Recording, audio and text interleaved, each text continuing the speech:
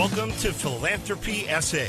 This is a podcast about and for the philanthropic community in San Antonio and South Texas. We introduce organizations and people who are making an impact in the community.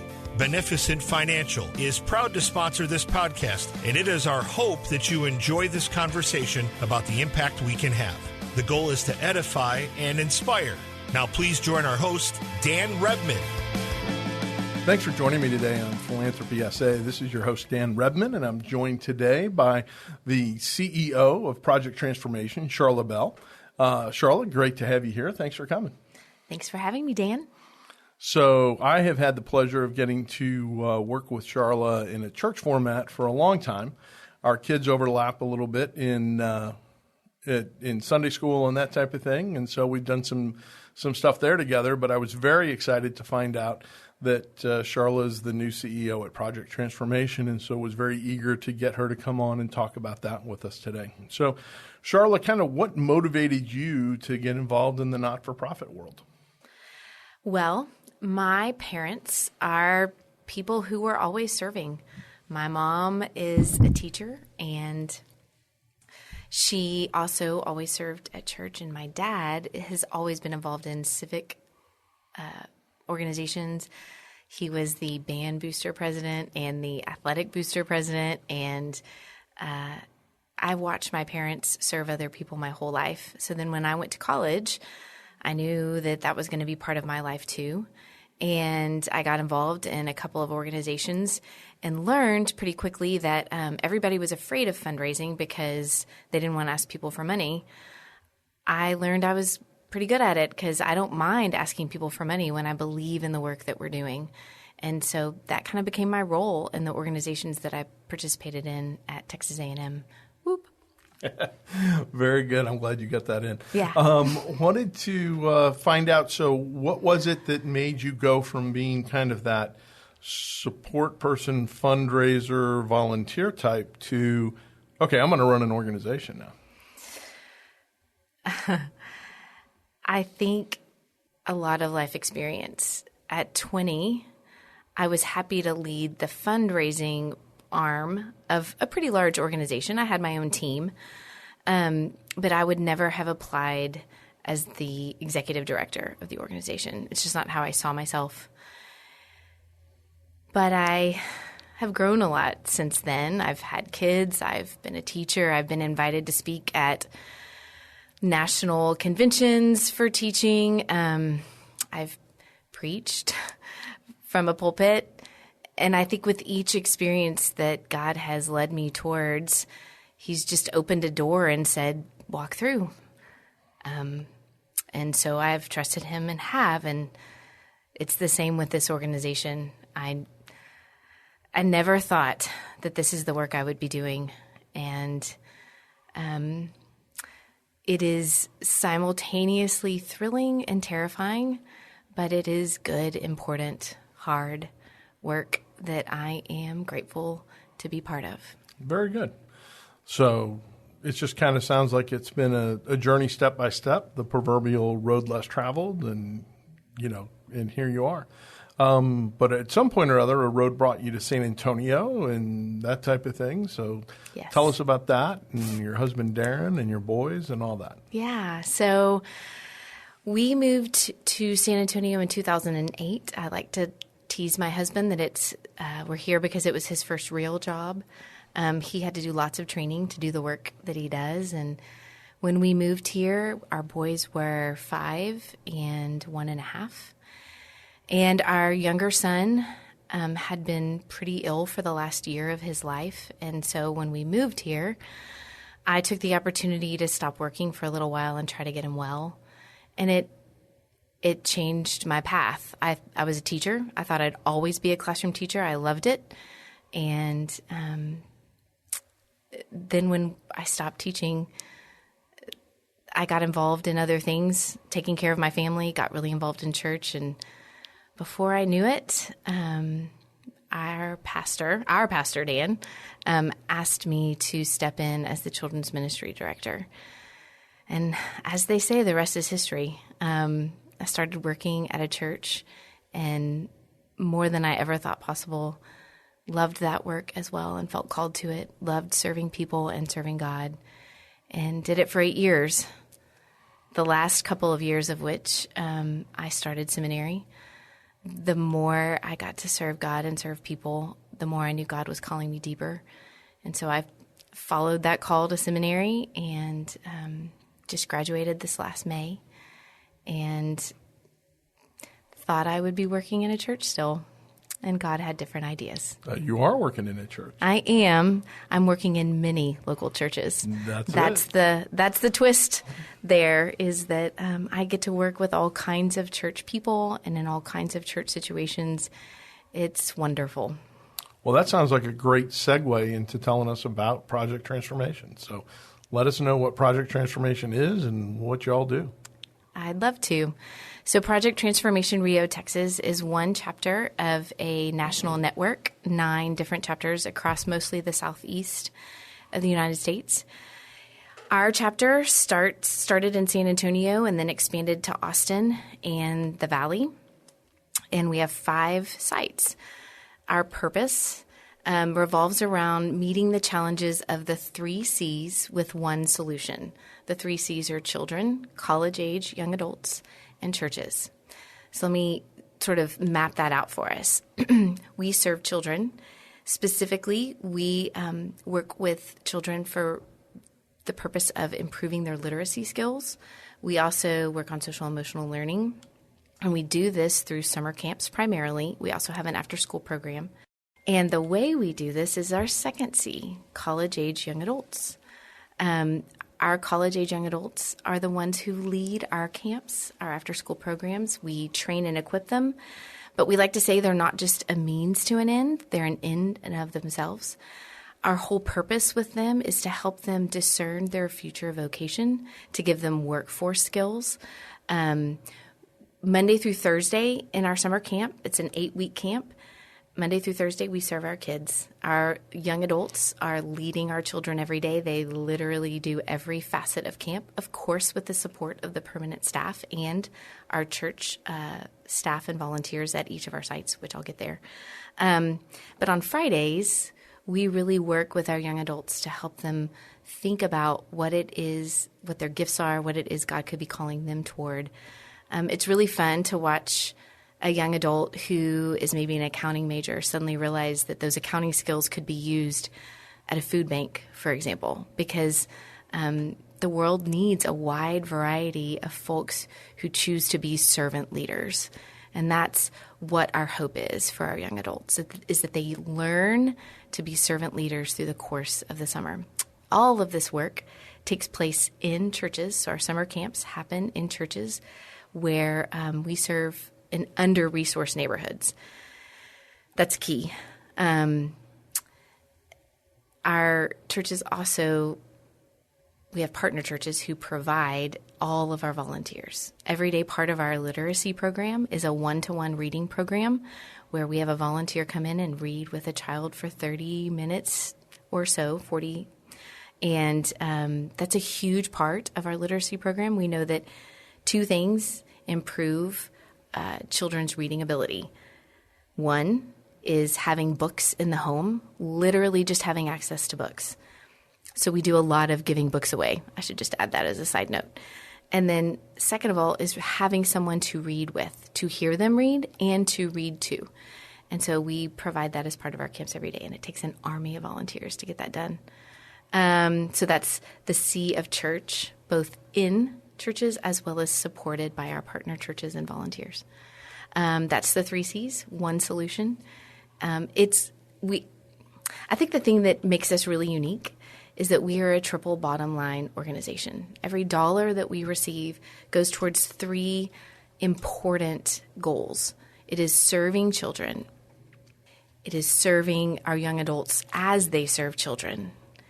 And it is helping our churches reach into their communities so that they can build relationships with families, with the people who live around their actual church building, which unfortunately is not always a priority. And so we help them. We equip our churches with this tool of our camps and our program so that they can build relationships We really believe that it is relationships that transform lives.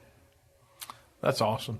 When we think about the types of the constituencies that you serve and that type of thing, I'm struck by the fact that there's been some discussion with other guests on the podcast before about the notion of upstream and downstream within the services space, and the fact that if you can get in front of a problem earlier on, that it saves society a huge amount of pain and anguish down the road, and from a strictly financial sense, the monies that get spent on other things. And I think that reading is certainly one of those things that kind of falls into that category. It is. Particularly third grade is that year that it's the year that you no longer are learning to read, but you're reading to learn. So a student has to be able to read to learn science, and particularly by the second half of third grade. And that goes for every subject. So if we don't help our children by the end of third grade to be reading on grade level, we can actually draw a really clear line between a student's ability to read on grade level in third grade and their ability to succeed in the future. That looks like graduation. That looks like post-graduation. The statistics are always changing, but that statement still rings true. There's a direct line between reading on grade level in third grade and future success. And how do you measure the success of your program in terms of, knowing whether or not you're having that impact in these, in the lives of the children, and then also in the lives of your young adults that are helping out? Thank you so much for asking that question. It gives me an opportunity to say that we are data-driven, and as an educator, that's really important to me. We pre-test all of our children at the beginning of camp. We learn where they are, and then we post-test them the last week of camp. 98% of our children this past summer either maintained or improved their reading level. What that means, Dan, in teacher terms, is that we beat the summer slide. We absolutely made sure that 98% of the kids who came through our program went back to school at the same level or better than they were. So it wasn't this desert of learning over the summer, which can so easily happen. For our young adults, we do the same thing. We pre-test them, or pre-survey them, really is the right word. We ask them a bevy of questions about where they are in their vocational discernment, what they hope to learn, and how they hope to grow through the course of the summer. And then we follow up and ask the same questions at the end of the summer from a place of, were you able to accomplish these things? How do you feel like you've grown? Can you give us some both hard data as well as, I love the qualitative statements that we often get at the end of the summer. That's really where I see that there is vast improvement. My favorite question that we ask is at the end of the summer is, like, from a scale of absolutely agree to don't agree at all, Project Transformation was a life-changing experience. 93% of our interns this summer said that Project Transformation was a life-changing experience. That's awesome. That's awesome. And as any parent of young adults knows, that's a hard thing to do, is to get them to do that. But we don't have time to delve into all that today. So this is actually probably a great time for us to stop and take a quick word from our sponsor. We'll be right back.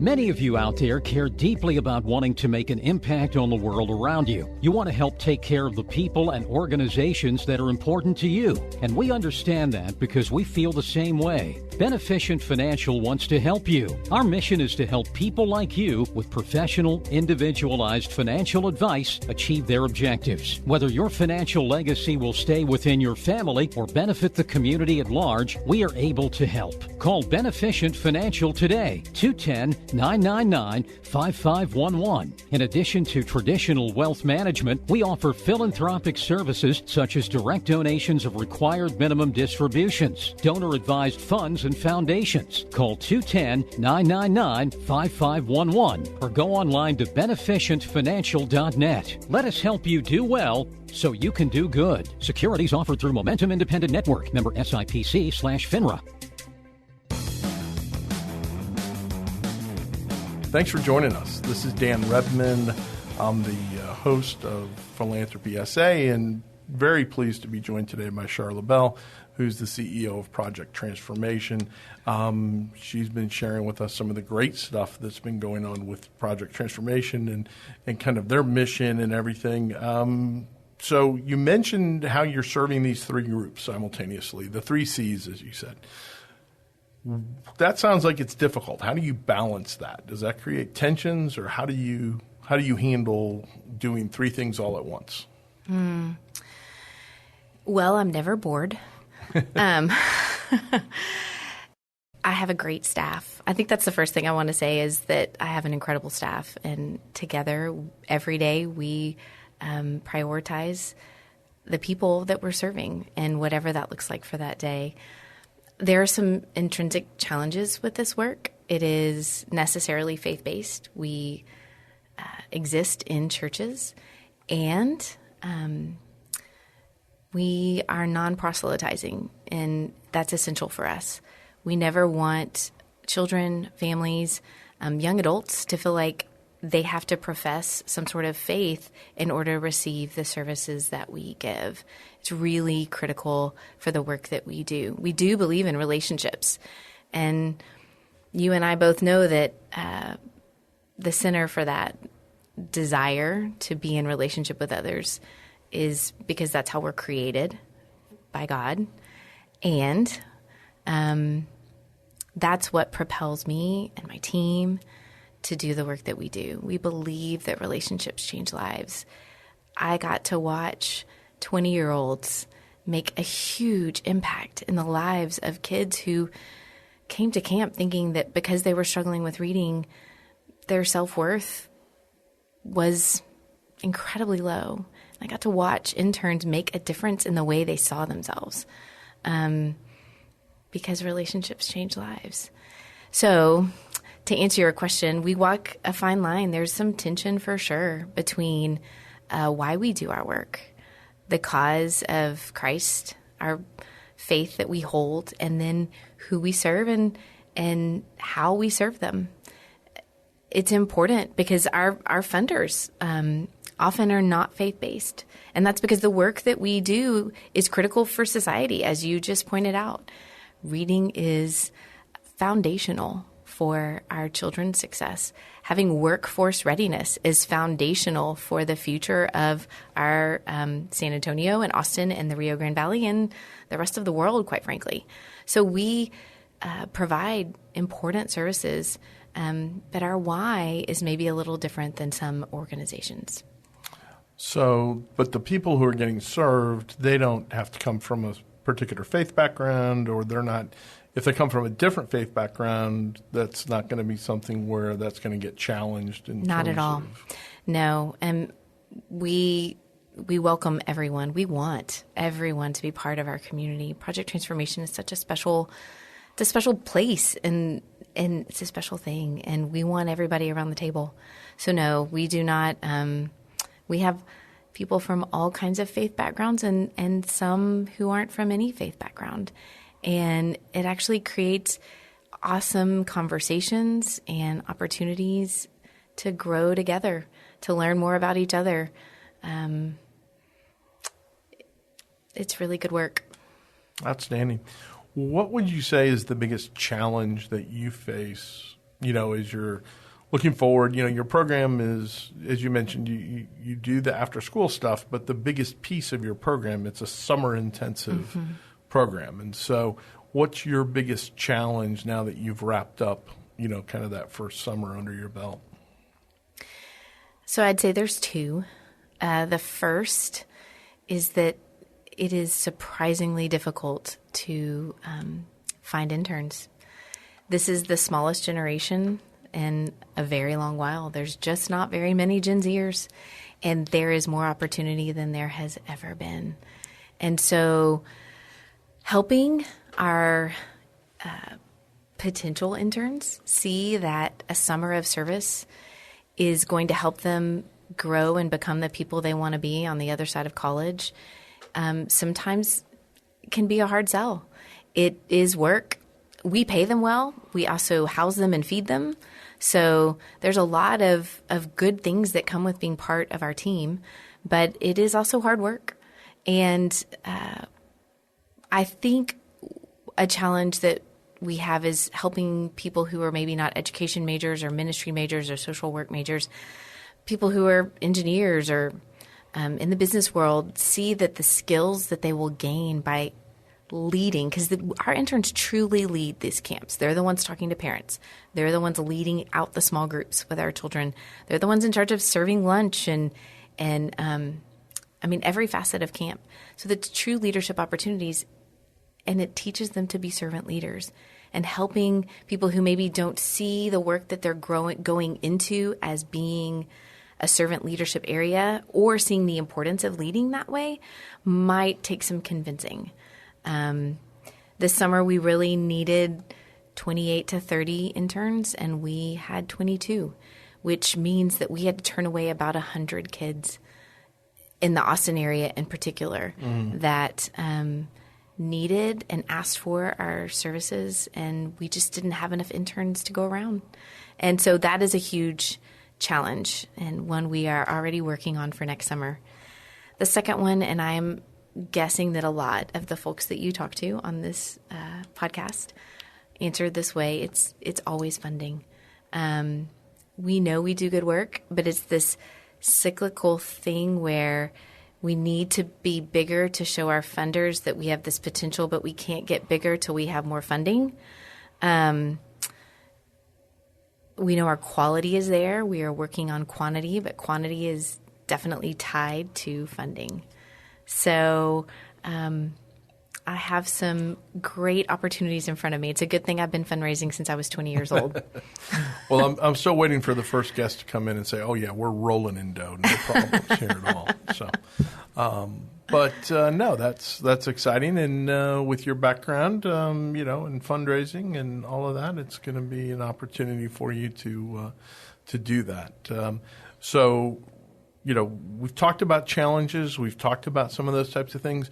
Project Transformation is actually part of a bigger organization, or your Project Transformation Rio, Texas, which covers, Austin, San Antonio, down to the Valley, that area. But there's, the organization itself is, if not national, at least regional in terms of its coverage. So what's that like working with a national organization and having them, kind of oversee what you're doing, but kind of not, how much autonomy is there? How much is there, things that you have to do that way? Well, so I'm really new, and I'm going to do my best to answer this. We are a national network. There are 9 chapters. 3 of those chapters are actually in Texas, but we span all the way to Georgia. All of our chapters look differently because we are all in different contexts. And so we adapt in ways that make sense in our context. We have the same curriculum for our summer camps. We have our core curriculum. We have lots of freedom to adapt it, but same core curriculum. Our model is roughly the same, but it gets carried out in slightly different ways. National is there to support us. I send emails almost daily, probably, asking questions, especially as a new person, and it's been great to have them to lean on. They also are, in some ways, quality control, for lack of a better way of saying it. At the end of every summer, we submit a local chapter report that has all of that data that I was just talking about in it. That's how I can quote these things off the top of my head. We just spent 3 weeks crunching numbers and making sense of all the things that we learned this summer so that we could submit it. We just submitted it yesterday. Exciting. So it is challenging, but it is also good. And I am grateful for my counterparts. I'm grateful that my staff has someone doing the same job in another locale that they can call and say, how have you met this challenge? I'm encountering this kind of difficulty. Can you give me some advice? That's really nice to be able to reach out and ask someone who's doing the same job as you, just in a different location. Outstanding. Yeah, we sometimes can get in our own little cocoons and think, oh no, this is just me and I'm the only one facing with this, or there's that issue. And when you get a chance to talk to other people, sometimes just the act of, sharing war stories, will help people kind of feel more like, okay, I get this now. This isn't, it's not just me. They're not picking on me. So let's go back in time. Let's go back to 20-year-old Sharla on the Texas A&M campus, doing her thing. Would she be surprised at Sharla today at what you're doing? She would be shocked. I love to teach, and I even knew at 20 that I loved to teach, probably because I'd been teaching at Vacation Bible School and in Sunday school my whole life. It's what I thought I would do forever, is be a classroom teacher specifically. And even when I stepped out, I was 10 years in, I stepped out, I thought, just to stay home with my son for a couple of years and try to get him healthy. And I thought I'd be right back at it. But before I could, my pastor talked me into children's ministry director, and it feels like one thing just led to another from there. And here I am, back in this place where my two worlds collide, right? My background in education is critical for the work that I'm doing now, and so is my background in ministry. And so I feel really lucky that I've gotten to walk this very circuitous path to this place. But 20-year-old Sharla would be shocked. Very good. Well, hopefully well pleased. I think so. I think she'd be impressed that I am braver than I was. That's the word I'd use. It's the word that I struggled with the whole time I was discerning whether or not to even apply for this role, and then through the entire interview process, and then certainly all summer as I watched my amazing predecessor, Cressida, and shadowed her and learned from her. I kept thinking, I just don't know if I'm brave enough to do this. And I'm still here for now. So, and I plan to be here tomorrow. So, anyway, that's what I'd say. I have a hunch we'll be getting to hear about Project Transformation for a long time under your stewardship, and I'm excited about that. Thank you, Dan. So, I appreciate your friendship. Likewise. Anything else you want to make sure that we cover? Well, I think that this podcast is set to come out just as Big Give in San Antonio is happening. Hopefully, yes. Okay. Part of that's on Mark. Depends on Mark's our producer, and he's in the room with his thumbs up, so I think we're going to be okay. So I would like to encourage anyone listening to go to our Big Give page. We are Project Transformation Rio, Texas, and give to the work that we're doing. I hope that what you've heard today has convinced you that it is worth giving to. Well, she wouldn't be a good CEO or fundraiser without the ask. Amen. Good yes. job, Sharla. Okay, so this is Dan Rebmann on behalf of Philanthropy SA. We just want you to continue to do well so you can do good. Thank you for joining us at Philanthropy SA. We hope you found something to inspire you during today's conversation. If you know organizations and people who are making an impact in the community, we would love to hear about it. Until next time, do well so you can do good.